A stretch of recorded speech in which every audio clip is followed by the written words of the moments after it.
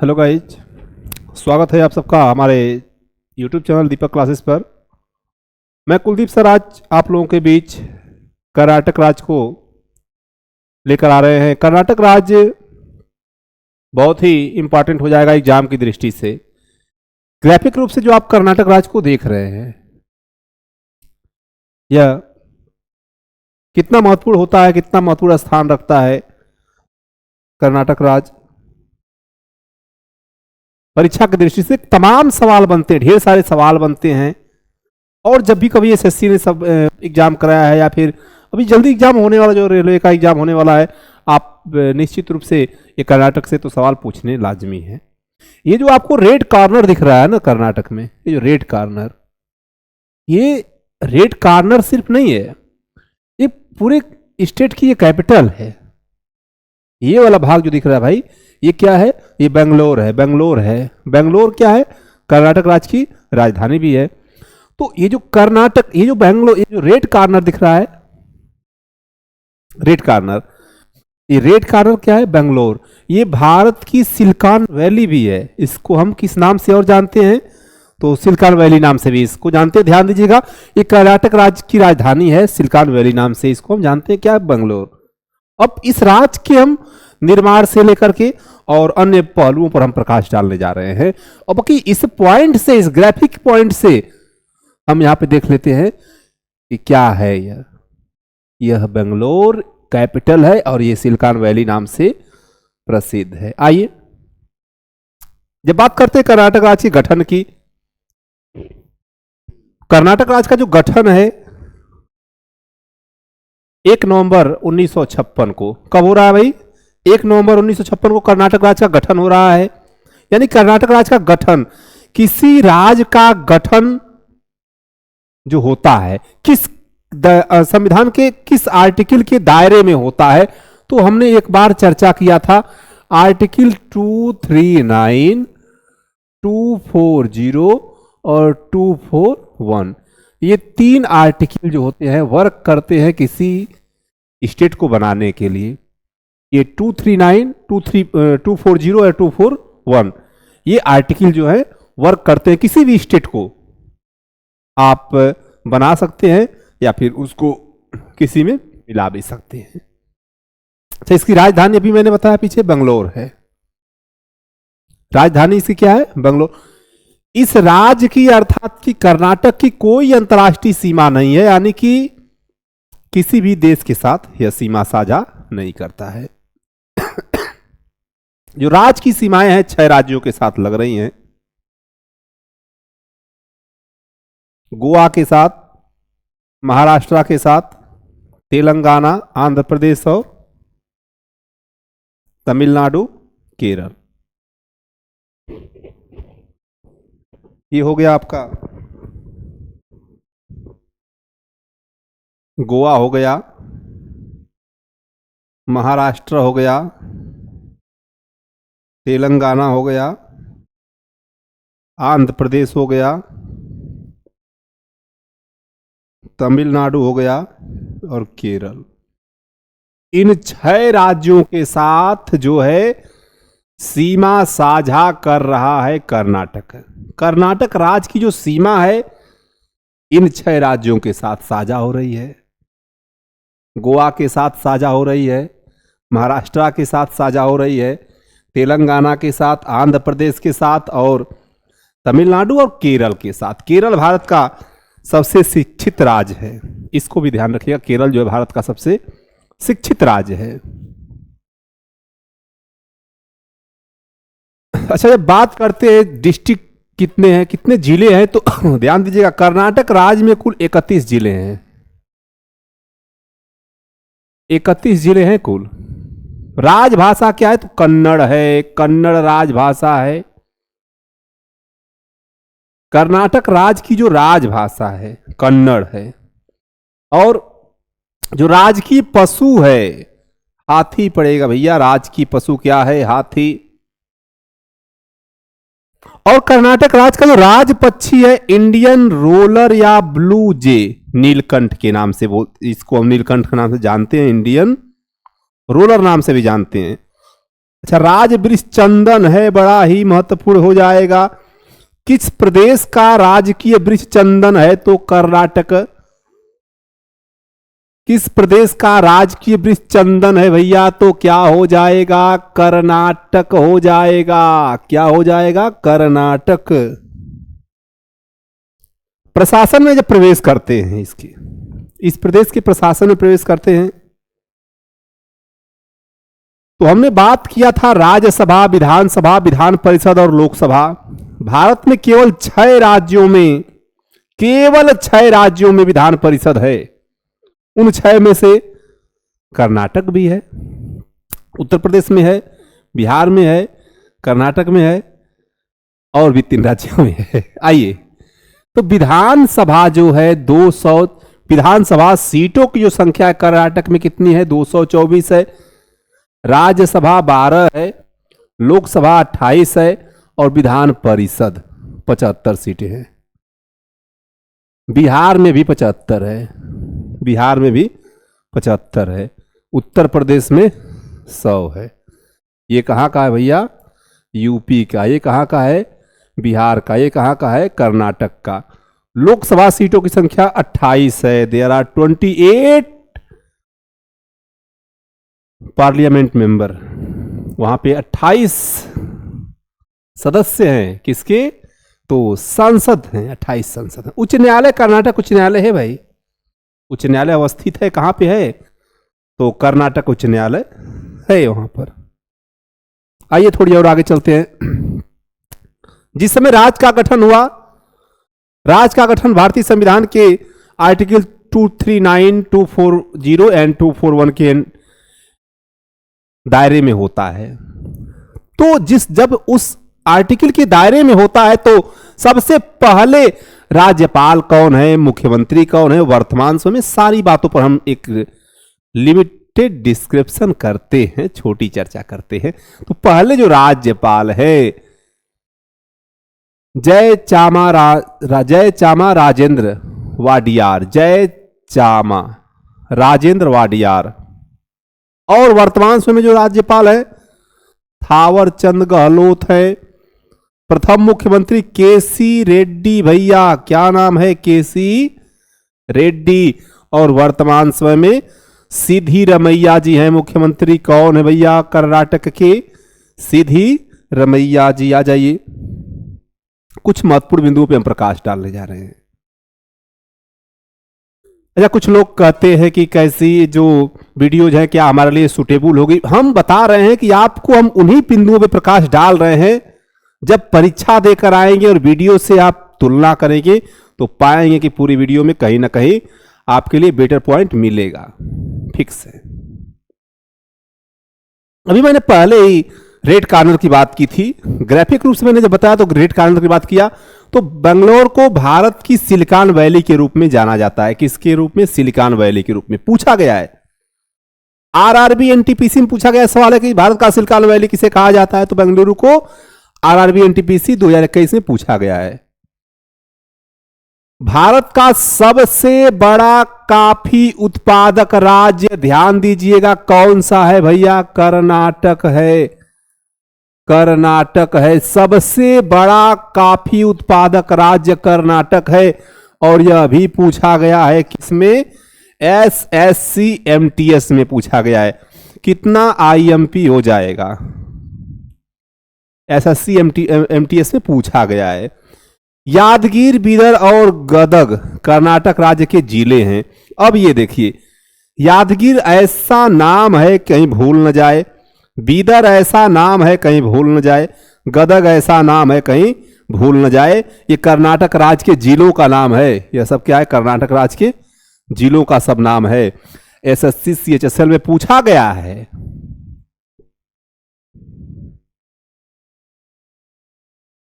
जनपद गीता जिसमें बांसवन्ना के वचन शामिल हैं। जब बांसवन्ना के वचन शामिल है किसमें? जनपद गीता। आ जाइए, थोड़ी और बात कर्नाटक राज्य से जुड़ी हुई हम कर लेते हैं। अच्छा, कर्नाटक राज्य की राजधानी पर हमने बात किया। कर्नाटक राज्य की जो राजधानी है मूल रूप से हम क्या उसको याद करेंगे? बंगलोर। और बंगलोर को किस नाम से और जानते हैं? सिलिकॉन वैली के नाम से। तो ये भी दोनों पॉइंट बहुत इंपॉर्टेंट होने वाला है। चिकमंगलुरु, बीजापुर, चित्रदुर्ग कर्नाटक के शहर है। ध्यान दीजिएगा, कर्नाटक के शहर क्या है? ये बीजापुर। बीजापुर कहां पड़ा भैया? कर्नाटक। और जब पूछ देगा दानापुर, तो दानापुर कहां चला जाएगा? बिहार चला जाएगा। जब बीजापुर पूछेगा तो कर्नाटक, दानापुर पूछेगा तो बिहार। यूपी का एक जिला है रामपुर, याद रखिएगा। ये भी पूछा गया है, एसएससी एमटीएस में पूछा हुआ सवाल है। सारे पॉइंट जो हम लेकर आ रहे हैं ये कहीं ना कहीं परीक्षाओं में पूछे गए हैं, इसलिए बहुत महत्वपूर्ण हो जाती है वीडियो। चिकमंगलुरु कॉफी की खेती के लिए कर्नाटक प्रसिद्ध है। हम तो पहले ही बता दिए इस बात को कि कॉफी का सबसे बड़ा उत्पादक राज्य है, सबसे बड़ा उत्पादक राज्य है। आइए, श्रवणबेलगोला में गोमतेश्वर की मूर्ति ग्रेनाइट से बनी हुई है। ग्रेनाइट से बनी हुई मूर्ति है भैया, ध्यान दीजिएगा। किससे बनी हुई मूर्ति है? तो ग्रेनाइट से बनी हुई मूर्ति है। ये जितने पॉइंट आपको दिख रहे हैं, टिक किए गए हैं, सर्किल किए गए हैं, सारे पॉइंट कितने इंपॉर्टेंट हैं कि इतने इंपॉर्टेंट हैं कि सबको एसएससी ने टच किया हुआ है। सभी बिंदुओं को एसएससी ने टच किया हुआ है। और कुछ नए पॉइंट भी हमने जोड़े हैं। जब नए पॉइंट जोड़े हैं तो निश्चित रूप से आपके लिए कितने ये लाभप्रद होंगे, लाभकारी होंगे, इस बात की तो पुष्टि तब होगी जब परीक्षा आप देकर आएंगे, तब होगी। आइए थोड़ी बात करते हैं।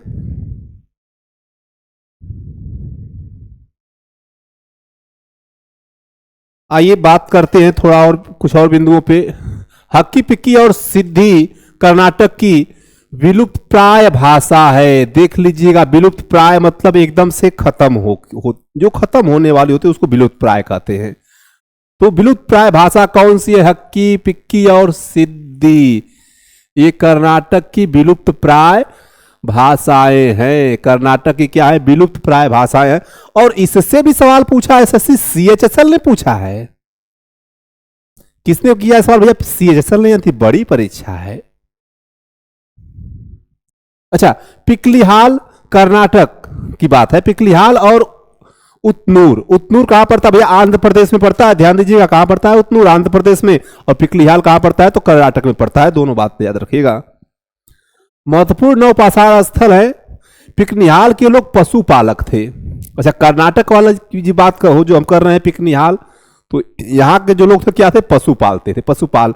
और जो पशु पालता है उसे पशुपालक कहते हैं, जिन्होंने बकरी और मवेशियों को पालतू बनाया था।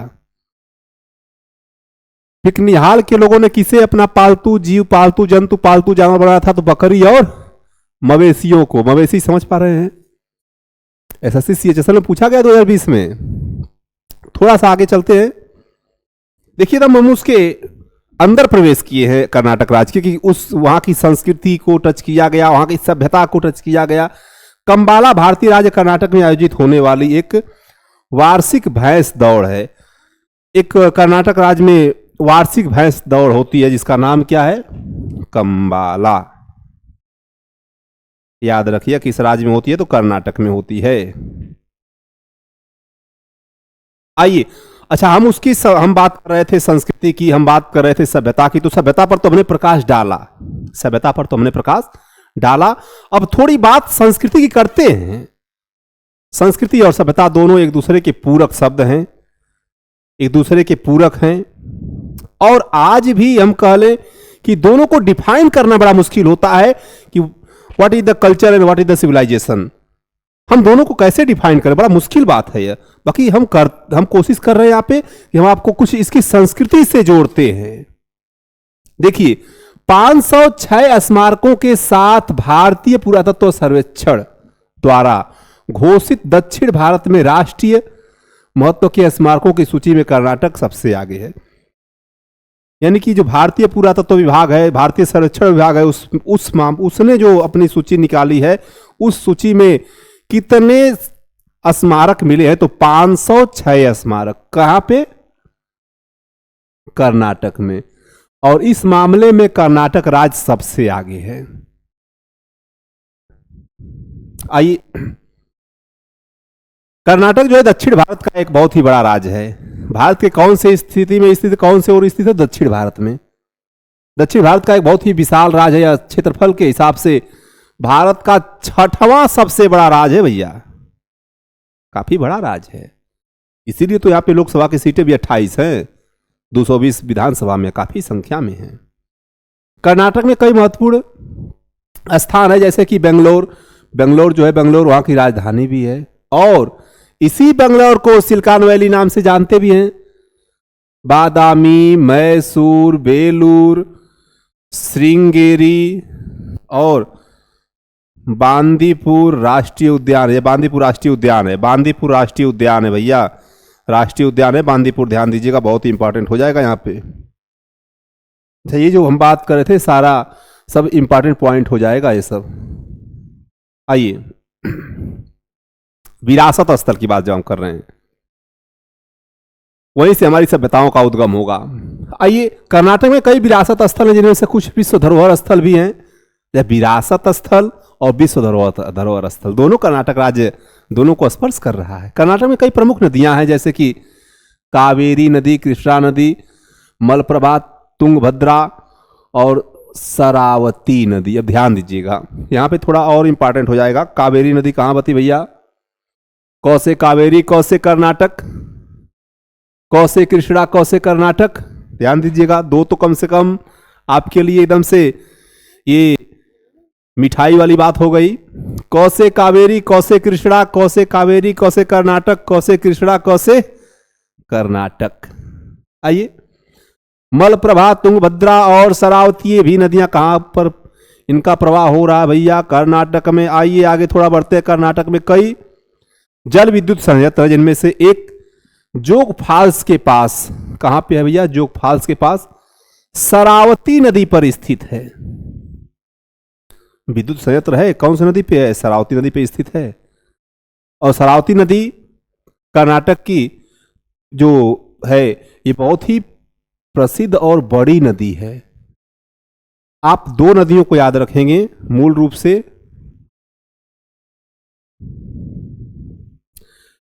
एक कावेरी नदी, कृष्णा नदी। कावेरी नदी और कृष्णा नदी दोनों कहां की नदियां हैं? तो भैया मूलतः को अक्षर से याद कर लीजिए, कर्नाटक की हैं। ये जोग फॉल्स के पास क्या स्थित है भैया? शरावती नदी पर स्थित है क्या? एक जल विद्युत संयंत्र स्थित है। कर्नाटक में कई वन्य जीव अभयारण्य है। फॉल्स का मतलब क्या होता है भैया? झरना होता है, झरना। क्या होता है? झरना होता है, ये ध्यान रखिएगा। कर्नाटक में कई वन्य जीव अभयारण्य है, वन्य जीव अभयारण्य, ध्यान दीजिएगा, ढेर सारे हैं। अभी तो हम ऊपर एक वन्य जीव अभयारण्य की चर्चा किए हैं। कर्नाटक में काफी, तंबाकू, काफी की तो बात पहले से हो रही है कर्नाटक राज्य में। काफी, तंबाकू, काजू, नारियल, सुपारी, इलायची। देखिए, हम यहाँ के बागवानी, फसली और खान पान की वस्तुओं पर हम आ गए हैं। क्या क्या उत्पादन में का महत्वपूर्ण है, यहाँ पे आगे है। सुपारी, इलायची, मिर्च, सूरजमुखी और गन्ना जैसी महत्वपूर्ण नकदी फसलें होती हैं। गन्ना की भी खेती होती है। कर्नाटक में चंदन, चंदन की बात हो गई। चंदन जो है कर्नाटक का राजकीय वृक्ष भी है। कर्नाटक में चंदन, सागौन, रबड़, बांस, शीशम जैसे प्रमुख वन्य उत्पाद भी होते हैं। कर्नाटक में स्वास्थ्य रक्षा, पर्यटन के लिए कई सुविधाएं हैं, ढेर सारी सुविधाएं हैं, ऐसा नहीं है। अच्छा, कर्नाटक की जो राजभाषा कन्नड़ है, हिंदी समझी जाती है थोड़ी बहुत। कर्नाटक में ऐसा नहीं है, राजभाषा वहां की क्या है? कन्नड़ है, जो भारत की शास्त्रीय भाषाओं में से एक है। अब याद रखिएगा कि भारत की शास्त्रीय भाषा क्या है? कन्नड़ है। शास्त्रीय भाषा का उद्गम कहां पे हुआ? कर्नाटक में। शास्त्रीय भाषाएं किस भाषा से मेल खाती हैं? तो कन्नड़ से। आइए थोड़ी बात और करेंगे कर्नाटक पे, कि कर्नाटक मूल रूप से भारत की जो सिलिकॉन वैली है, किसे कहा जाता है? तो बंगलोर को। वर्तमान समय में बंगलोर राज्य है, जो इसे भारत की सिलिकॉन वैली कहा जाता है। और इसी बंगलोर का प्राचीन पहले का नाम क्या था? बंगलुरु था। पहले का नाम क्या था? तो बंगलुरु था। कर्नाटक राज्य से हम ढेर सारे सवाल और लेकर आने वाले हैं। तब तक के लिए धन्यवाद।